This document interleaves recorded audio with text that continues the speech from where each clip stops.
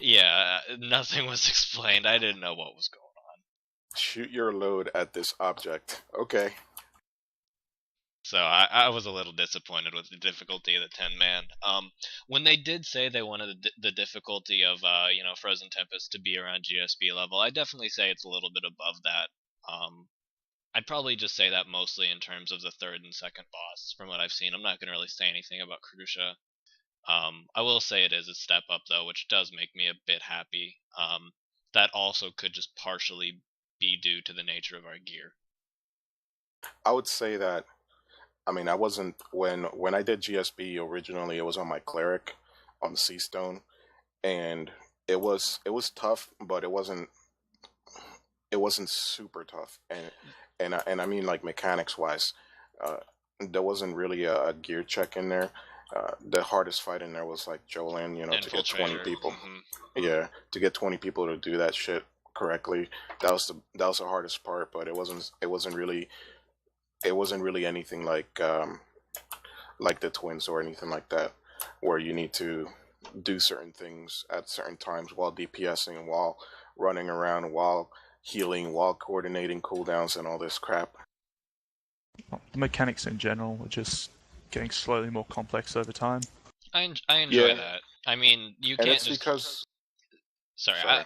I was just gonna say. I mean, you can't keep recycling the same stuff over and over. You're gonna need new mechanics, and from what I've seen, they're doing a decent job so far with some of these new mechanics. Some of them are fairly unique, and I haven't seen them.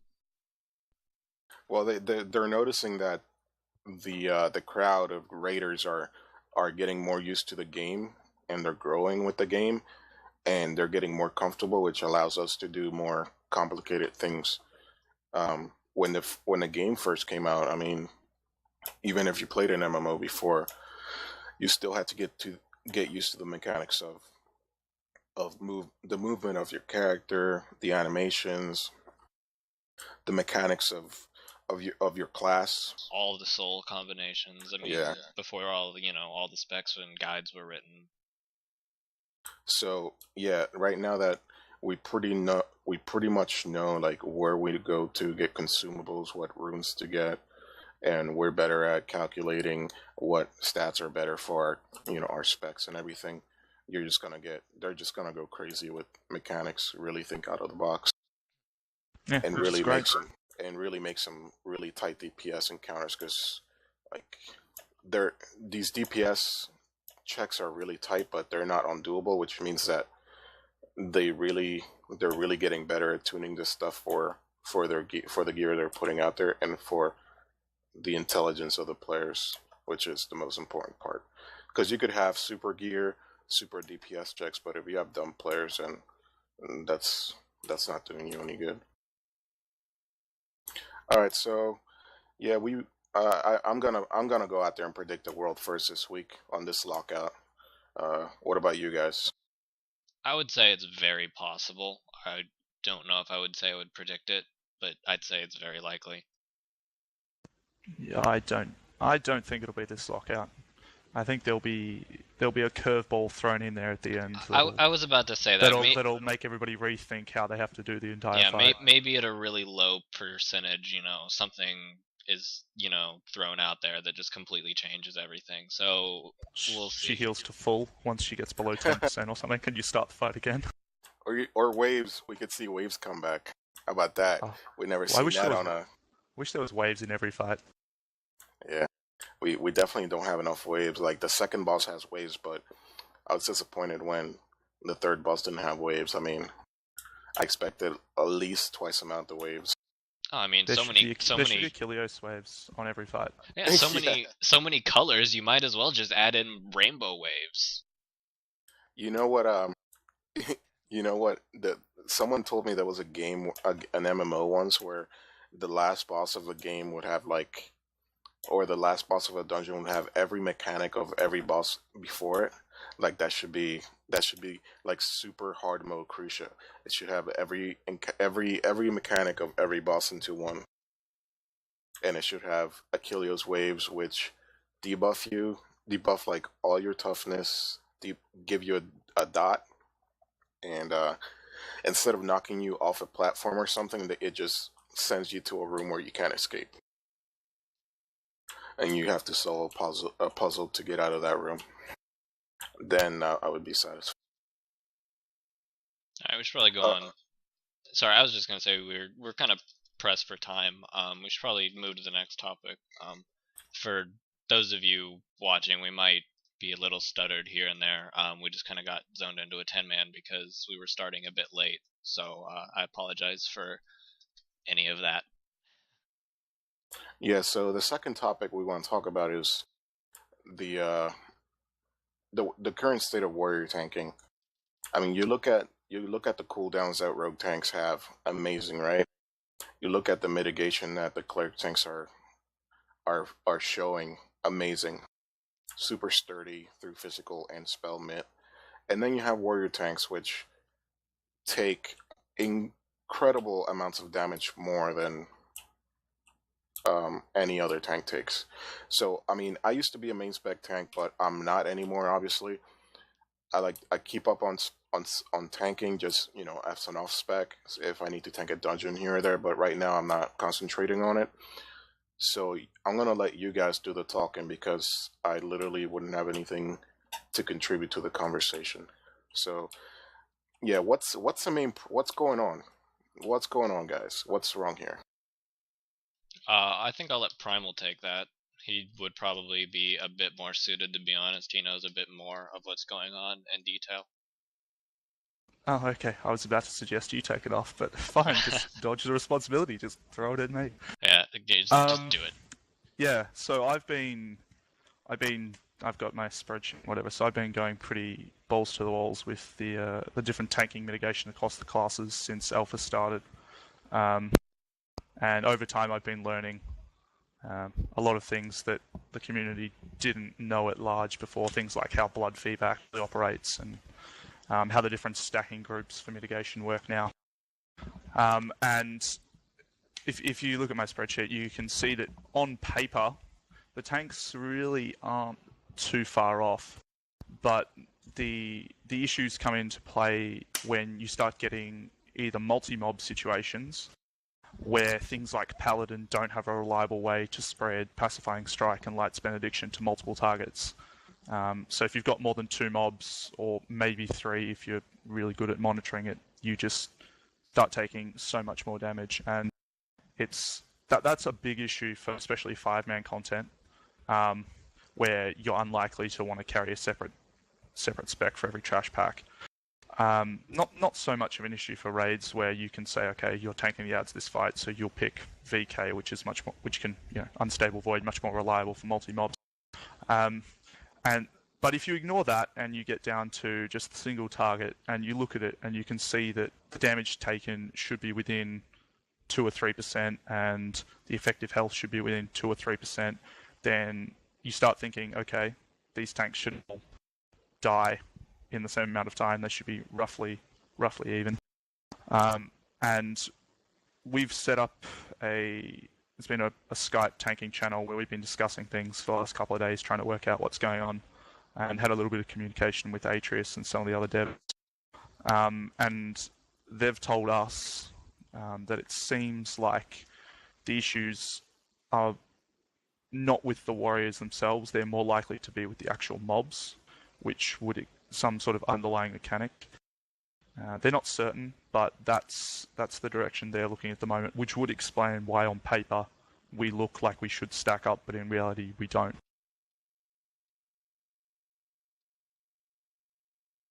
Yeah, it's quite interesting actually. One of the theories that I had today was how Fusion of Flesh is broken. For those of you who don't know how Fusion of Flesh works, basically, 5 stacks, you're always going to use it with 5 packs. It'll give you 5 stacks. The next 5 non-physical damage hits you take will be absorbed as 100% of your health. At the moment, that's not working properly. I mean, this is a theory. I don't know if I've ran this over with the channel or not, but what's happening at the moment is it's not proccing on non-physical damage. So I'm thinking that maybe there is another type of ability that's somehow hidden, somewhere that we're being hit by, that's just not registered as physical and not registered as non-physical. It's some hybrid that just isn't be registering. I mean, what do you think of that? I don't think I've said that in the channel.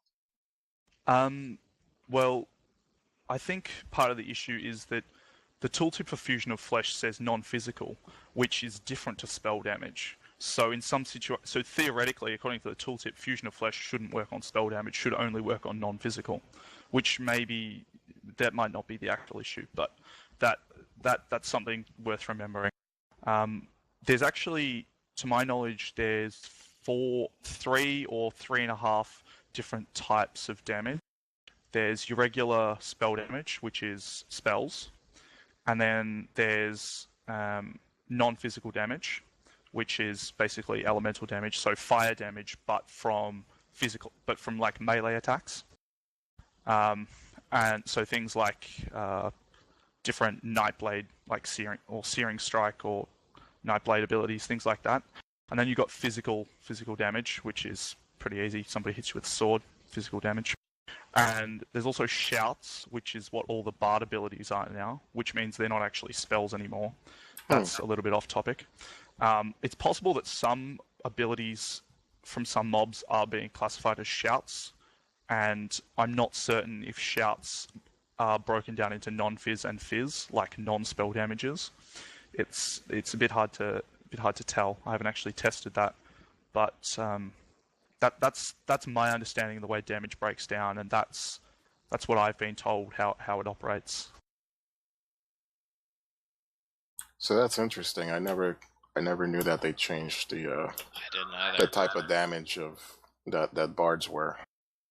Yeah, they did, because it was they wanted bards to be silenceable because theoretically they're singing or whatever, but they didn't want their abilities to be affected by spell reflect and things like that. Because Primal, that is a very good point, because our abilities. Give me one sec. I'm in a loading screen. Our abilities, specifically say like armor reduces physical damage taken by X.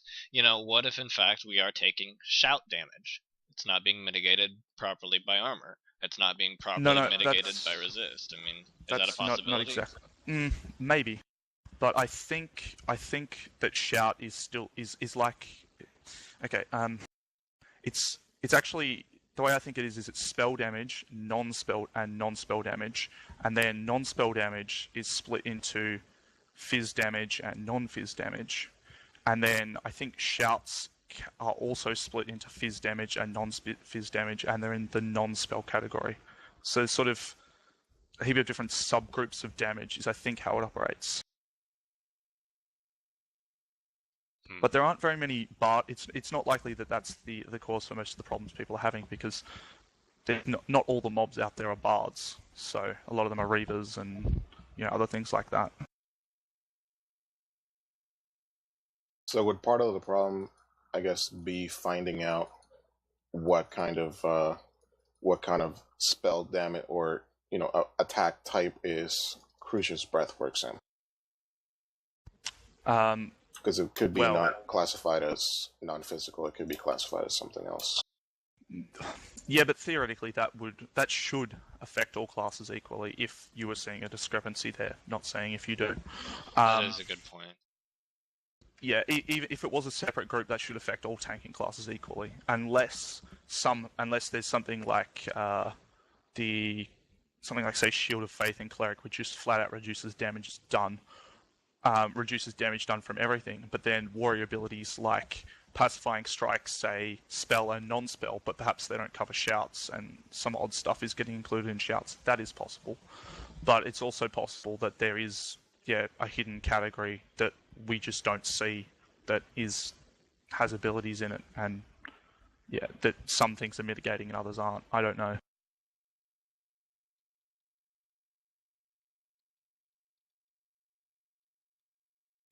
So sorry, go ahead. Go ahead. Have you done any tanking in raids yet, Primal? Not on live. I did a little bit of running into stuff on alpha, but not really. But you said not for extended periods of time. You said on alpha though it was working. It didn't actually do enough raid testing to notice much of a difference. Okay. Like went in, did a couple of pulls, and that was it. Sort of didn't analyze it too much. But we did have. I don't know if I can say this, but I think I can. We did have tanking dummies, which were sort of dummies that that give off raid buffs like the new dummies they have.